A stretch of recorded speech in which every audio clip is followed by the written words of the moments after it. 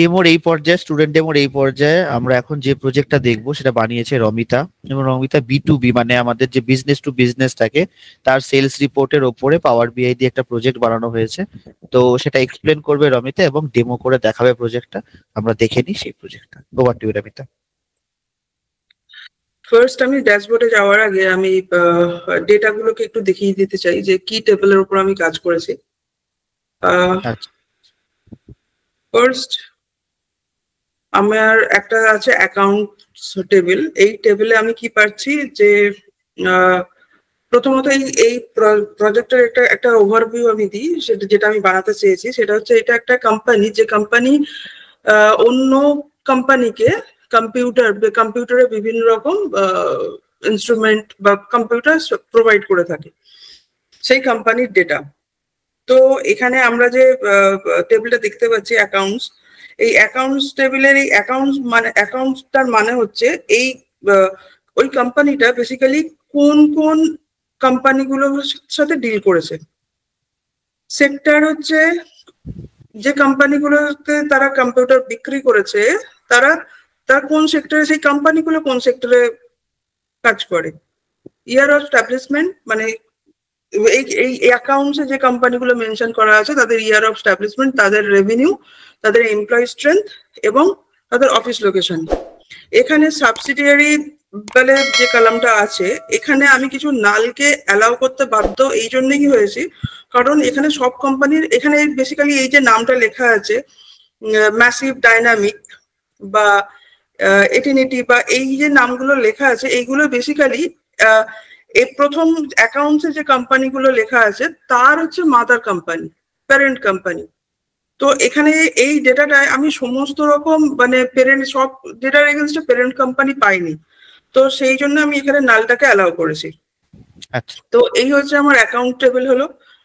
এবার যাই এই মানে কি কি প্রোডাক্ট বেসিক্যালি ওই কম্পিউটার যে কোম্পানি সে মানে বিক্রি করে তার, এটা হচ্ছে প্রোডাক্ট ডিটেলস, এটা হচ্ছে সিরিজ, বেশি সিরিজে যেটা দেখতে পাচ্ছি, এবং তার সেলস প্রাইস।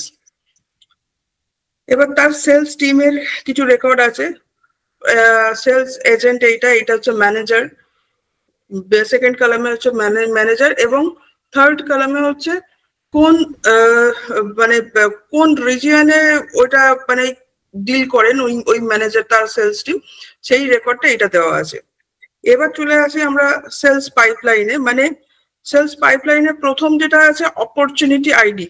অপরচুনিটি আইডি মানে আমরা যখন কোনো কিছু কারোর কাছে বিক্রি করতে যাই, ধরো কাউকে অ্যাপ্রোচ করছি, সেইটাই হচ্ছে অপরচুনিটি আইডির মধ্যে ক্যাপচার হচ্ছে।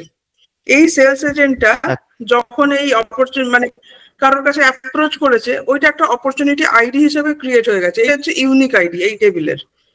সে কি প্রোডাক্ট নিয়ে গেছে না GTX বেসিক্স। এবার এখানে অ্যাকাউন্টস হচ্ছে সেই কোম্পানি নেম।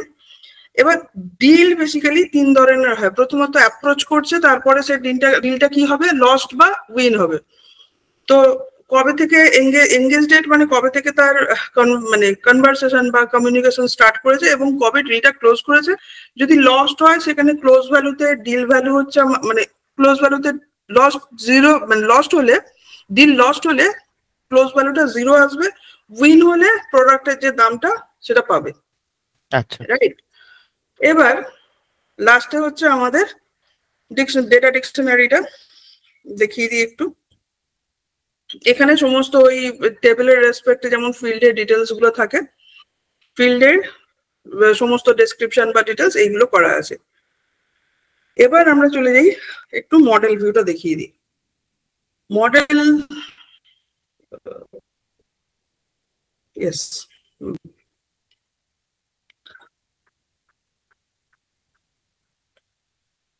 মডেল ভিউটা দেখে এখান থেকে বেসিক্যালি কোন টেবিলের সাথে কোন টেবিলের কোনটা কি রিলেশন সে আমরা সেই অনুযায়ী অ্যাটাচ করেছি, মানে লিঙ্ক হয়েছে ওর সাথে, কার্ডিনালিটি যাকে বলে, তাই তো রাজদীপ দা?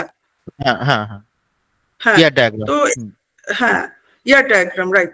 তো এখানে অ্যাকাউন্টস টেবিলের সাথে এইটার অ্যাকাউন্টসের সাথে যোগ, মানে এই টেবিলের অ্যাকাউন্ট মানে যে কোম্পানির সাথে অ্যাকাউন্ট মানে বেসিক্যালি এখানে কোম্পানি, যে কোম্পানিগুলোতে আমরা বিক্রি হচ্ছে আর কি, যে কোম্পানিগুলোকে টার্গেট করছে, টার্গেটেড কোম্পানিগুলোতে। সেলস রিপোর্টেও সেই একটা মানে সেই কলামটা আছে।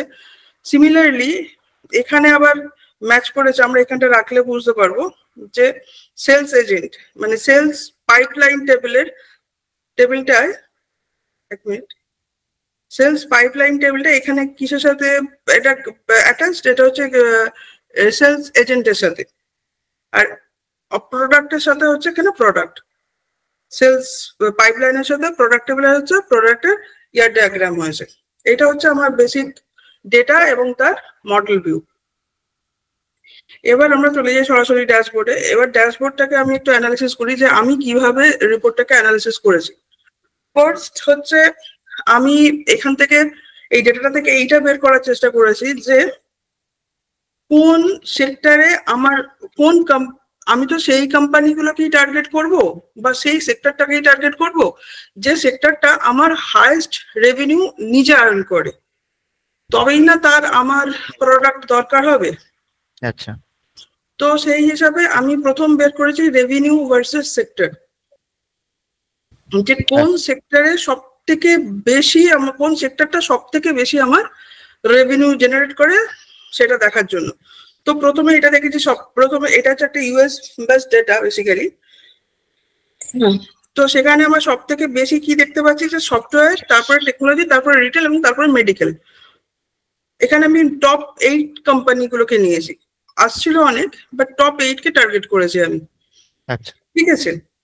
নেক্সট আমার কোন একটা প্রোডাক্টের অ্যানালিসিস করতে গেলে কি করতে হবে না, প্রথমত রেভিনিউ কোন কোম্পানি জেনারেট করছে সেটা বের করলাম, কোন সেক্টর জেনারেট মানে দিচ্ছে সেটা বের করলাম। তারপরে কি করব যে সেই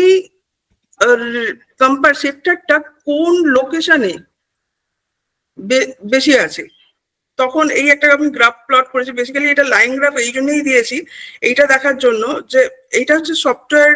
তোমার এখানে ক্লিক করলে যেমন বোঝা যাচ্ছে যে সফটওয়্যারটা আমার বেশি দিয়েছে, সব থেকে বেশি রেভিনিউ জেনারেট করছে সফটওয়্যার সেক্টরটা।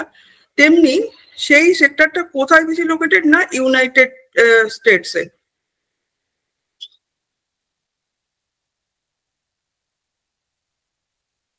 এক মিনিট, হ্যাঁ বলো।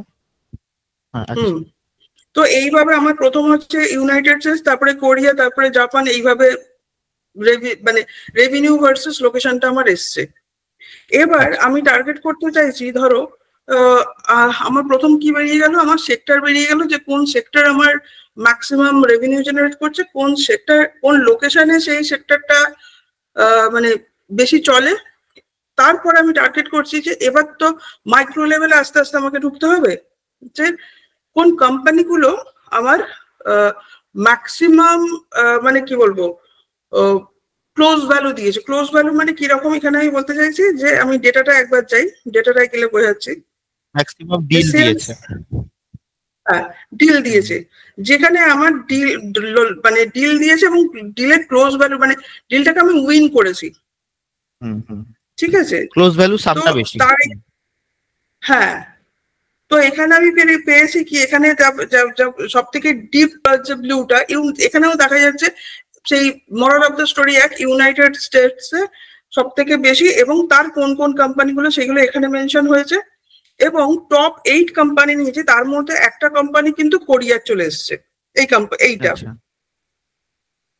ঠিক আছে, তার মানে এইটা বোঝা গেল যে not only United state but এর মধ্যেও একটা কোম্পানি বিলং করছে যেটা আমার টপ 8 কোম্পানির মধ্যে আছে।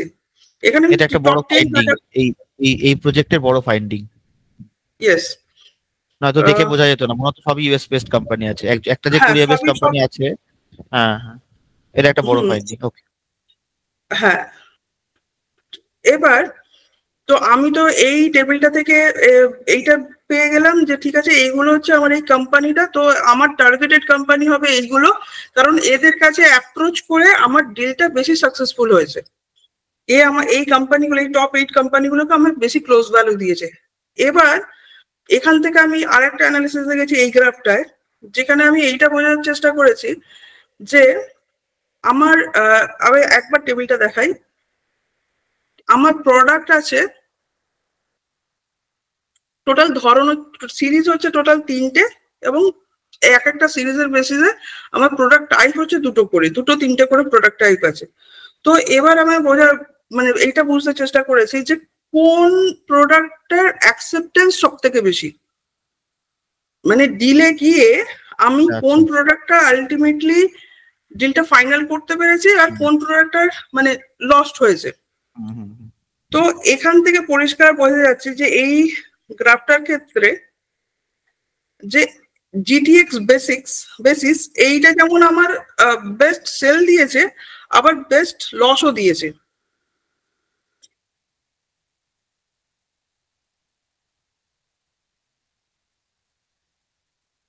এবার আস্তে আস্তে এখান থেকে আমি অ্যাকসেপ্টেন্সটা বুঝে গেলাম যে আমার কোন কোন কোন এর প্রোডাক্টের অ্যাকসেপ্টেন্স কিরকম, এটা থেকে আমি এটা বোঝার চেষ্টা করেছি। দ্বিতীয়, তারপরে মানে হাই রিস্ক এবং লো রিস্ক প্রোডাক্ট আমরা বার করতে পারি, যে প্রোডাক্ট সবচেয়ে কম প্রফিট দেবে এবং সবচেয়ে কম লস দেবে সেটাও ইম্পর্টেন্ট। তাহলে হাই রিস্ক এবং লো রিস্ক প্রোডাক্ট, যেমন এটা ফার্স্টের প্রোডাক্টটা একে তো ভালো প্রফিট দিচ্ছে কিন্তু লসও মানে একই রকম ভাবে দিচ্ছে, তার মানে ওটা হাই রিস্ক প্রোডাক্ট। মানে চললে ভালো চলবে, না চললে খারাপ চলবে, এবং খারাপ চললে আমাদের টোটাল প্রফিটটাকে একদম ড্র্যাগ ডাউন করে দেবে। এটাই বোঝাতে চেয়েছি।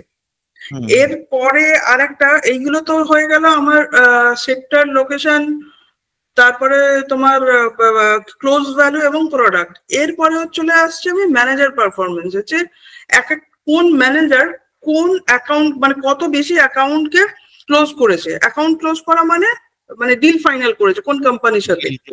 আচ্ছা, তেমনি এই তাতে আমি এই ভিউটা দিয়েছি, বেসিক্যালি এই পাই চার্টটা ইউজ করেছি।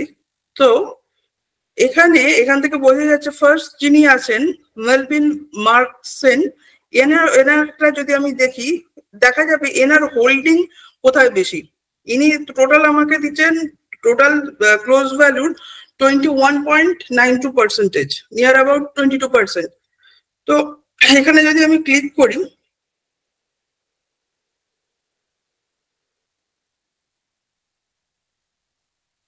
এটা কি ম্যানেজার আইডি রেসপেক্টে তার সেল ভ্যালুটা হচ্ছে? হ্যাঁ, ম্যানেজার আইডি রেসপেক্টে এটা আমি করেছি। ওকে, বেসিক্যালি ওনার টোটাল ক্লোজ ভ্যালু কত, তোমার 2 মিলিয়ন, ঠিক আছে। এবং উনি কোন কোন প্রোডাক্টের উপর বেশি কাজ করছে তুমি এইটা দেখে এটা দেখে বুঝে যাবে যে জিটিএক্স প্রো বা এখানেও যেটা শো করছে। ওনার কিন্তু কোরিয়া থেকে ভালো প্রফিট এসেছে। ওনার প্রফিট এসে সব থেকে ভালো কোরিয়া।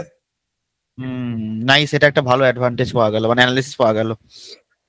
খুব ভালো। হ্যাঁ, আচ্ছা, ওকে। আর যেটা আমাদের জিটিএক্স প্রোডাক্ট আছে সেটা আমাদের ওনাকে বেশি প্রফিট দিয়েছে, ওই ম্যানেজার আইডি কে বেশি প্রফিট। হ্যাঁ, জিটিএক্স প্রোডাক্টটা আমার সবথেকে বেশি প্রফিট দিয়েছে। এবং জিটিএক্স প্রোডাক্টের তুমি যদি অ্যানালিসিস দেখো, এটা সব সেক্টরেই আমার বিলং করছে, মানে সব সেক্টরেই তোমার জিটিএক্স প্রোডাক্টের জিটিএক্স প্লাস প্রোটা সব ক্ষেত্রেই মানে সব সেক্টরেই ভালো রকম বিক্রি, এটার 100 কথা আর কি। আচ্ছা, ওকে ওকে। এটা প্রোডাক্ট ওয়াইজ দেখছো তাই তো? এটা আমি প্রোডাক্ট ওয়াইজ দেখছি বেসিক্যালি। ওকে ওকে ওকে, নাইস নাইস। আর সবথেকে কম যেটা হচ্ছে সেটা এই গ্রাফটা থেকেও বোঝা যাচ্ছে যে জিটিকে 500, এটা যেমন এখানে বোঝা যাচ্ছে তেমনি এই সেলস ভ্যালু অলমোস্ট নেই বললেই চলে আমার। ওকে, ওটা আমরা তাহলে এন্ট্রি লাইন থেকে বাদ দিতে পারি, প্রফিটের যে আমাদের লাইন আছে মানে আমাদের যে ইনভেন্টরি সেখান থেকে ওই প্রোডাক্টটা বাদ দিতে পারি ইজিলি। হ্যাঁ, ইনভেন্টরি যেটা আছে সেই প্রোডাক্টটা ইটসেলফ এবং হ্যাঁ প্রফিট দিতে পারছে না অতটা, ঠিক আছে, অতটা প্রফিট আমার দিতে পারছে না এটা। হ্যাঁ, এইটাই। সেকেন্ড মোস্ট যে ম্যানেজার আছে, সেকেন্ড ভ্যালুড ম্যানেজার, তারটা একবার দেখাও ক্লিক করে। সেকেন্ড ভ্যালু ম্যানেজার মানে ম্যানেজার রেসপেক্টে, হ্যাঁ সেকেন্ডে যিনি আছেন, সেকেন্ডে যিনি আছেন উনি হ্যাঁ এইটা 19.33%। একবার ক্লিক করো। ওকে, ওনারও কোরিয়া বেশ সাপোর্ট করেছে আর বাকি কান্ট্রিজ তো রয়েছেই, ইউএসএ এরও সাপোর্ট করছে বেশি। আচ্ছা আচ্ছা, ওনার ক্ষেত্রে জিটিএক্স 5 যেটা ফার্স্টের প্রোডাক্ট ছিল জিটিএক্স এর, ওনার ক্ষেত্রে লসটা বেশি হয়েছে, ফার্স্ট প্রোডাক্ট থেকে উনি বেশি লস ইনকার করেছেন। লস হয়েছে। ওকে ওকে ওকে, ঠিক আছে ঠিক আছে। আর যিনি সবচেয়ে কম প্রফিট দিয়েছেন সেই ম্যানেজারটাকে একবার ক্লিক করো।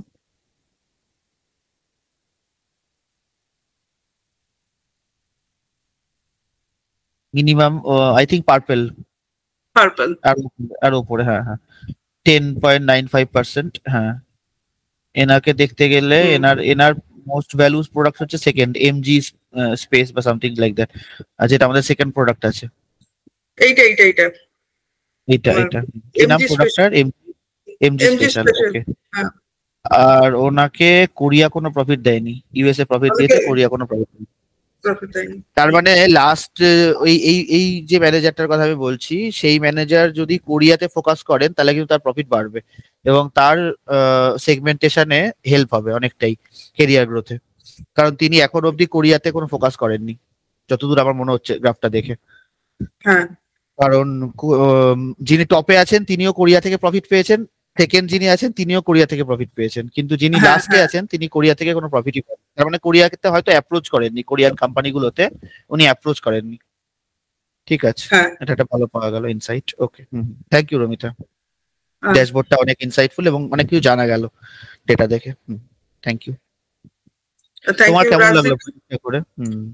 আহ, পড়ে তো খুব ভালো লেগেছে, হয়তো আমি আরেকটু ভালো করতে পারতাম বা হুম হুম। আরো একটা চেষ্টা করবো। ফিডব্যাক দিয়ে, হ্যাঁ, একদম মাইল্ড ফিডব্যাক, সেটা হলো কালার কম্বিনেশনটা আরেকটু যদি মানে সোবার করা যেত, সোবার মানে ইন দ্য সেন্স যদি হালকা করা যায় তাহলে বেটার লাগবে, প্রফেশনাল ড্যাশবোর্ড তো সেই হিসাবে। নরমালি এমনি আচ্ছা। খুব ভালো লাগছে। যেমন ব্যাকগ্রাউন্ডে লাইন চার্টের সাথে অলরেডি লাইন আছে, দেখো মানে ব্যাকগ্রাউন্ডে তোমার, হ্যাঁ হ্যাঁ হ্যাঁ তো হ্যাঁ। ওইটা যদি আরেকটু কম করা যেত বেটার লাগতো। ঠিক আছে, নাইস। ব্যাকগ্রাউন্ড সিলেকশনটার সময় ব্যাকগ্রাউন্ডটা একটু হালকা নেবে। ঠিক আছে, আমি ক্লাসে আচ্ছা। দেখানোর সময় একটু আমি মানে নিয়েছি চমকালো, যাতে সবাই হুম। ইন্টারেস্ট পায়, স্টুডেন্ট যেহেতু ফার্স্ট টাইম শিখছে। এবার প্রফেশনালদের ক্ষেত্রে একটু হালকা নিতে ভালো, কালার কম্বিনেশনটা ভালো। ঠিক আছে Rabita, thank you very much. Okay.